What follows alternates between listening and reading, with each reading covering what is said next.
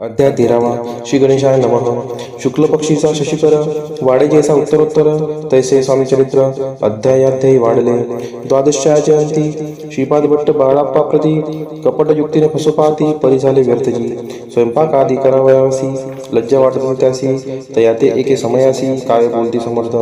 निर्लज्जासी सनित्य गुरु असे जाणे निरंतरू, ऐसे बोलता सद्गुरु बाळाप्पांनी समजला.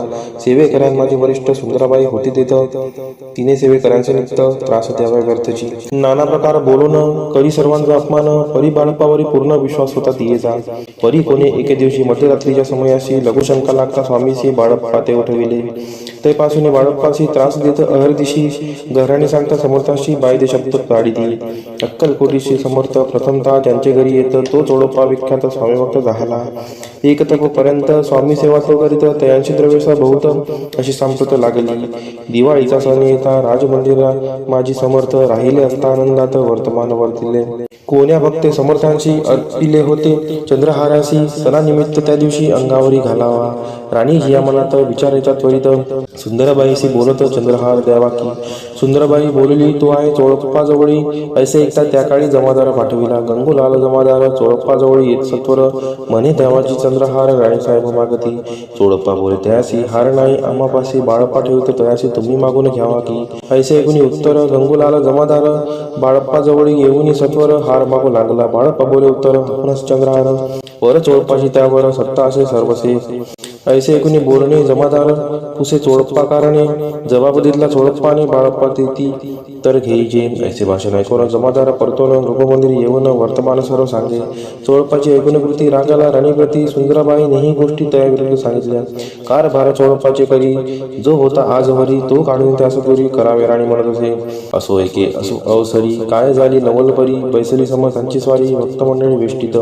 एक वस्त्र तयावेळी पडले होते शिरजवळी, तयाची करून या चोळी समर्थे करी घेतली. अलग शब्द उच्चारला म्हणती भिक्षा द्या आम्हाला. तयावेळी सर्वत्राला आश्चर्य वाटले. जोळी घेतली समर्थे काय असे उन्हे तेथे जे जे दर्शन आले होते त्यांनी भिक्षा घातली. कोणी एक कोणी 2 रुपये टाकती आणून न लागता एक क्षण शंभरावर गंती झाली. झोळी चोळप्पा ते देऊन समर्थ बोलले काय वचन. चोळप्पा तुझे पिटले ऋण स्वस्त आता असावे. पाहुणी ह्या द्रव्यासी आनंद झाला तयासी बरणे आले मानसी शरण अंतरले. चोळप्पाशी दूर गेले बाईशी बरे वाटले. असे काही दिवस गेले बाळप्पा सेवा करिता ती. एके अवसरी सुंदराबाई बाळप्पावरी रागवणी दुष्टोत्तरी ताडन घडी भाऊ साळ. ते ऐकून बाळप्पाशी दुःख झाले मानसी. सोडून स्वामी चरणांशी म्हणती जावे येथोनी. आज्ञा समर्थांची घेऊन म्हणती जावे येथोनी.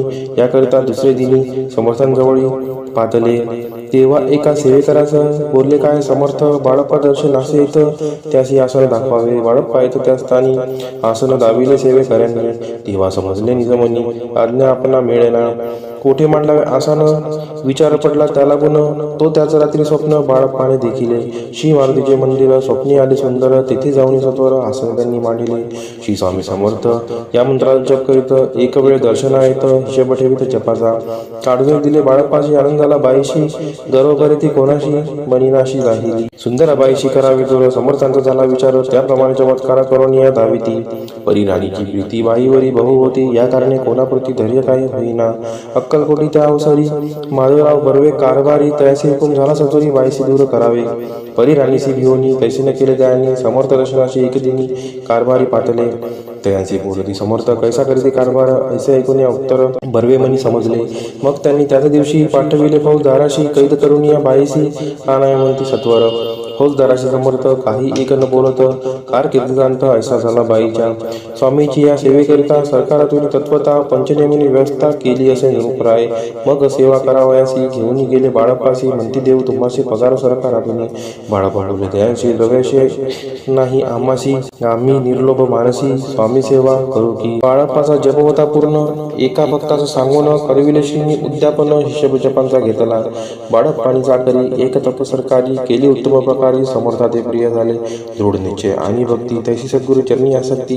तेने येत मोक्षाती अन्य साधन व्यर्थची. उगीच करती दांभिक भक्ती त्यावरी स्वामी कृपा न करती. सद्भावे जे नमस्कारी ती त्यावर होती कृपाळू. अक्कलकोट निवासी या जय जयाची स्वामी राया. रात्रंदिन तुझ पाया विष्णू शंकर वंदिती. इति श्री स्वामी चरित्र सारामृते त्रयोदशोध्याय. श्री स्वामी चरणार्पणमस्तु. शुभम भवतु.